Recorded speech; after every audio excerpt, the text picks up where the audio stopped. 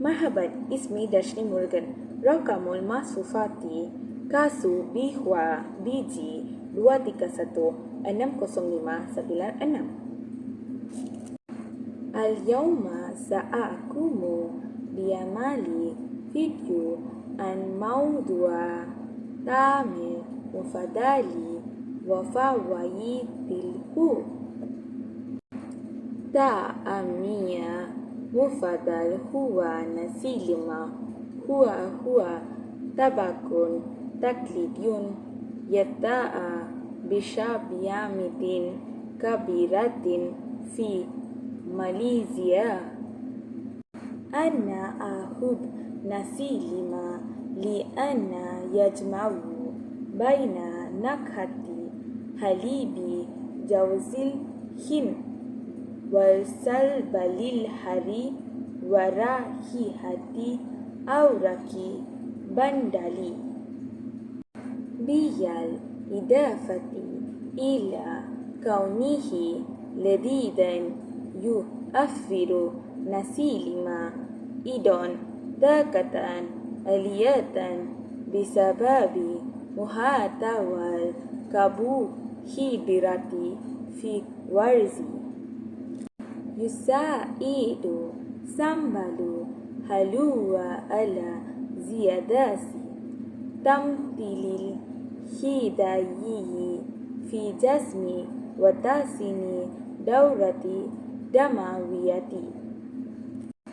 البيض مسلوق في نسي ليمون غني بالبروتين ومفيد لنمو العضلات وأنسجة الجسم.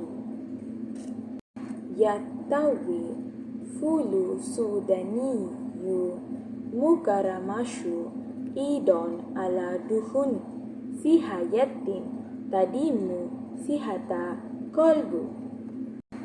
يوفر غير تعجز ترتيب الجسم ويساعد في عملية الهضم. على الرغم من أن نسي ليمون يحتوي على نسبة عالية من السعرات الحرارية، إلا أن استهلاكه بكمية معتدلة يمكن أن يوفر طاقة للأنشطة اليومية، بالإضافة إلى مذاقها الفريد. يعكس نسي ليمون أيضا ثقافة وتراث المطبخ الماليزي.